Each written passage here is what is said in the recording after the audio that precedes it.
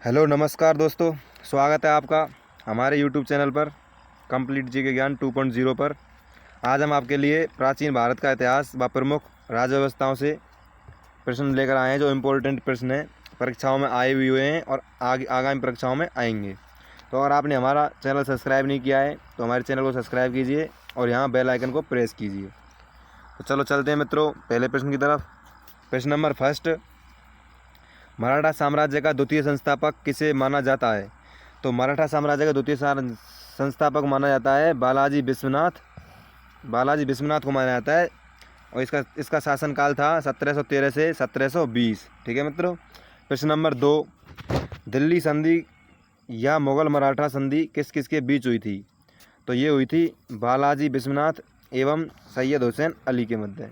ठीक है। अगला प्रश्न, प्रश्न नंबर 3, दिल्ली संधि को मराठा का मैग्ना कार्टा किसने कहा था? तो ये मैग्ना कार्टा किसने कहा था?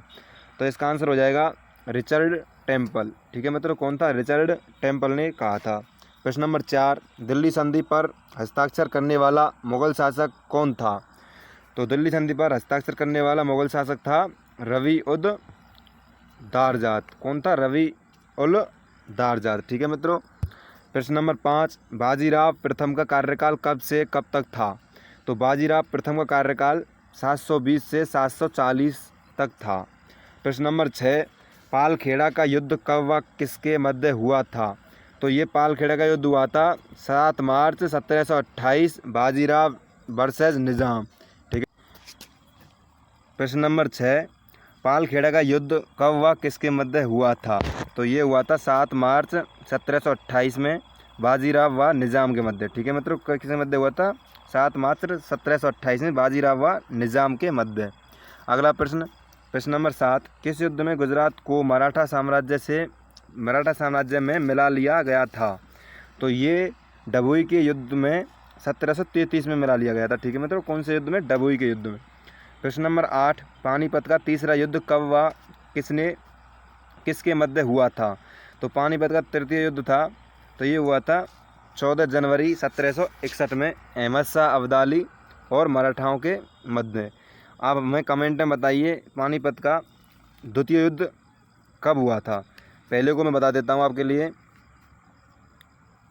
1526। ठीक है मित्रों।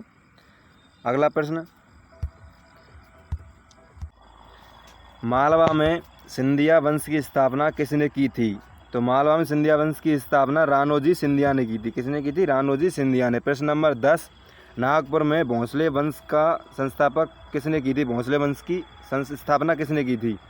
तो नागपुर में भोंसले वंश की स्थापना रघुजी भोंसले ने की थी। किसने की थी? रघुजी भोंसले ने। ठीक है मित्रों।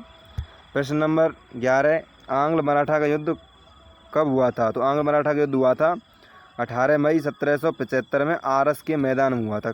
कौन सा मैदान था? आरस का मैदान। प्रश्न नंबर 12, स्थायी बंदोबस्त भू राजस्व व्यवस्था का जनक किसे कहा जाता है? ये इंपॉर्टेंट क्वेश्चन है मित्रों, इन्हें आपको रट के ही जाना है। ये परीक्षाओं में बहुत बार पूछे जा चुके हैं। तो स्थायी बंदोबस्त का जनक कहा जाता है कॉर्नवालिस को। किसे कहा जाता है? कॉर्नवालिस को। ठीक है मित्रों। अगला प्रश्न आपके सामने, प्रश्न नंबर 13, रैयतवाड़ी भू राजस्व व्यवस्था का जनक किसे कहा जाता है? तो रैयतवाड़ी भू राजस्व व्यवस्था का जनक थॉमस मुनरो व कैप्टन रीड को कहा जाता है। ठीक है मित्र। प्रश्न नंबर 14, महलवाड़ी व्यवस्था कब व किसने विकसित की थी? तो ये की थी होल्ट मैकेंजी ने। किसने की थी? होल्ट मैकेंजी ने 1819 में। ठीक है मित्रों। ये दोनों प्रश्न बहुत ही इंपॉर्टेंट हैं, इन पर आप MTR लगा लो। ठीक है मित्रों, मतलब MTR मतलब जानते हैं आप कि मुझे तो रटना है। तो अगला प्रश्न चलते हैं 15, प्रश्न नंबर 15, धन्य सिद्धांत का वर्णन सर्वप्रथम किसने दिया था? तो धन्य सिद्धांत का वर्णन सर्वप्रथम दादा भाई नौरोजी ने दिया था। प्रश्न नंबर 16, पॉवर्टी एंड अनरिस्ट रूल इन इंडिया किसकी पुस्तक है? तो आपको पता है पुस्तकों में से एक दो क्वेश्चन पूछ लेता है कि कौन सी पुस्तक किसने लिखी। तो इसका आंसर हो जाएगा दादा भाई नौरोजी। ठीक है मित्रों। प्रश्न नंबर 17, दादा भाई नौरोजी ने धन के बहिर्गमन को क्या कहा था? तो ये कहा था अनिष्ट का अनिष्ट। ठीक है मतलब क्या कहा था? अनिष्ट का अनिष्ट कहा था दादा भाई नौरोजी ने धन के बहिर्गमन को। अगला प्रश्न 18, इकोनॉमिक्स ट्री ऑफ इंडिया की पुस्तक किसकी है? तो ये पुस्तक किसकी है? Economics tree of India. तो ये रमेश चंद्र दत्त, ठीक है मित्रों। कौन किसकी है? रमेश चंद्र दत्त की। अगला प्रश्न, प्रश्न नंबर 19, कांग्रेस के किस अधिवेशन में दादा भाई नौरोजी के धन के निष्कासन सिद्धांत को स्वीकार कर लिया गया था? तो ये कर लिया गया था लखनऊ कोलकाता अधिवेशन 1896 में, ठीक है मित्रों। प्रश्न नंबर 20, धन निष्कासन का विरोध करने वाला समाचार पत्र कौन सा था? तो धन निष्कासन का विरोध करने वाला समाचार पत्र अमृत बाजार पत्रिका। कौन सा था? अमृत बाजार पत्रिका। ये हमारे आज के 20 इंपॉर्टेंट प्रश्न थे आपके लिए, जो भूराजा से व मराठाओं से संबंधित थे। और आप हमारे YouTube चैनल को सब्सक्राइब कीजिए, और हमारी पिछली वीडियो YouTube चैनल पर हम डाल चुके हैं, जिन्हें आप देख लीजिए। धन्यवाद दोस्तों।